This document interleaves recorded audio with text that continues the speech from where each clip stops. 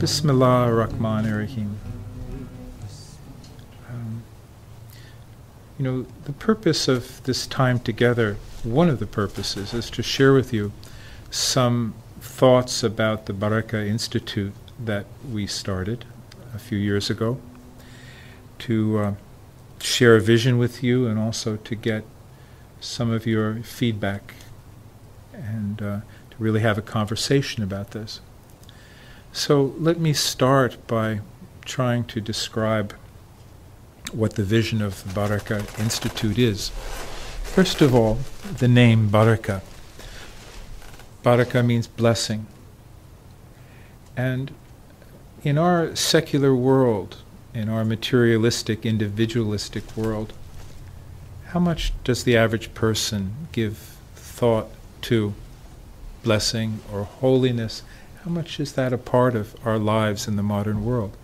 And yet it is, from a certain point of view, you could say it's perhaps as important as anything in life. To live a life that is blessed, to live a life that is holy. And when I say holy, I don't mean some cliche, of holiness and some sentimental picture of holiness.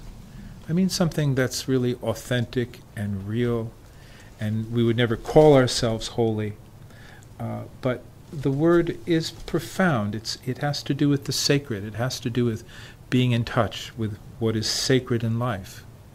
And that holiness runs through every aspect of our lives. So let's say, for instance, for many people, one of the most, maybe the most important part of life is relationship, especially the relationship of love and possibly marriage, but also the relationship of parents to children, of brother to sister.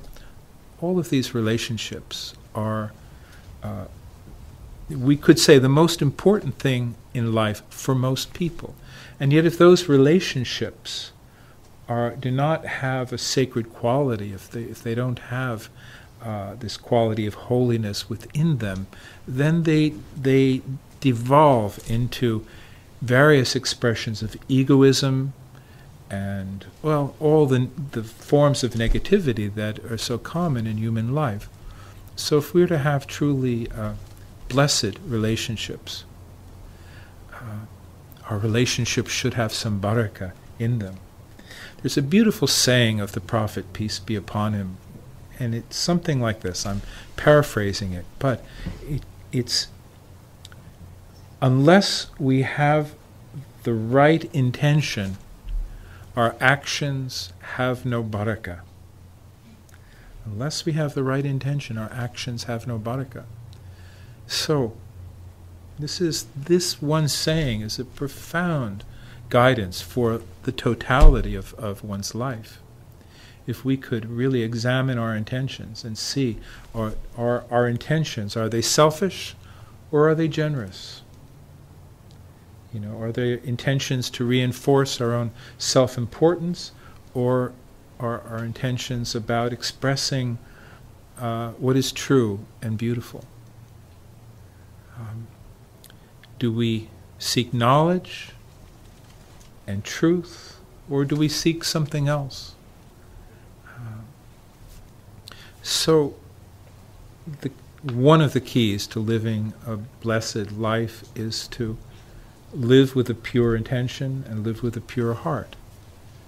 And all of spiritual teaching is about purifying the heart and also purifying consciousness, or shall I say, awakening a capacity for attention and patience,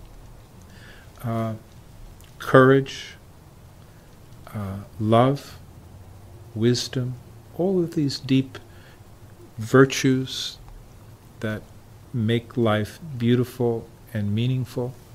But in order for those qualities to awaken, we need to develop our inner life. We need to develop a quality of presence that is capable of observing our motivations, capable of saving us from irrational reactions and negative reactions to life.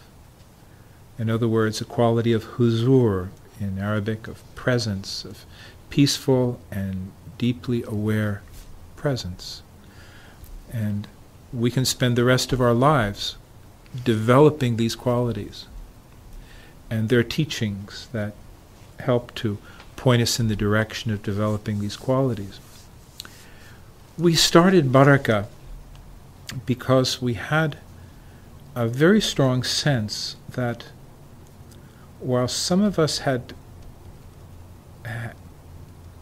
the gift of traveling to different parts of the world, and like Turkey and Syria and Morocco, and meeting extraordinary human beings who had matured in the authentic spirituality of this path, that many people in the West have had very little taste of it, very little direct experience of it. And frankly, we found many people from the Middle East have not experienced it either. So many people that we've met who are Turks and Arabs and South Asians said, you know, I lived half my life in the other country, but I didn't discover this spirituality until I came to America. Recently we took a trip to Turkey, and we brought, one of our friends was a Turkish woman, and she said, Kabir, I've lived most of my life in this country, but I never saw or experienced what we saw and experienced on this trip. You've shown me another side of my own country that I didn't know existed. So we started Baraka to create a space that would welcome the finest hearts and minds of the spiritual world of Islam and Sufism, to bring those people together in a non-sectarian, non-denominational way, beyond the lineages that some of us are, love and are committed to, but to begin a process of sharing where people from these different spiritual lineages could come together from within the United States and from beyond the United States, and create a safe and welcoming environment where people could share the best of what they had to share, and where we could learn from each other, and we could also offer to ourselves, and perhaps especially to a younger generation, an experience that we first tasted in the homes of our sheikhs, in the tekyas and dergahs and khanekahs of the East and the Middle East, but to create a contemporary expression of that would be, yes, contemporary and within this culture, and not carrying the baggage of other cultures and other eras, in other words, to help to fashion an expression of this spirituality that was at home in this culture. And I want to contrast that for a moment with what I see happening when I go to Islamic websites and many Islamic publications. What I see is a primary concern with issues that are political and social, and very often have to do with Muslim identity, but Muslim identity as an ethnic, primarily an ethnic identity, rather than an identity that transcends ethnicity and culture. So often, as I have explored these websites, I see that they are rightfully concerned with grievances that need to be rectified, with issues that surely affect Muslims in this world and deserve our attention. But all too often, what is missing is the spirituality that is transformative, the teachings that have to do with how we as human beings can overcome our egoism and acquire the capacities of the soul that we need to develop in order to live a fully human life.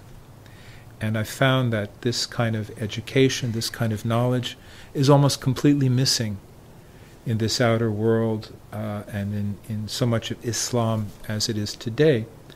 It exists, it's a living tradition, but it's somewhat undercover, or it's been marginalized by various forces and conditions in the contemporary world. But to us, this seemed to be the most vital aspect. This is what brought us from being searchers in fields, in areas of the Far East, whether it be Hinduism or Buddhism or other esoteric traditions.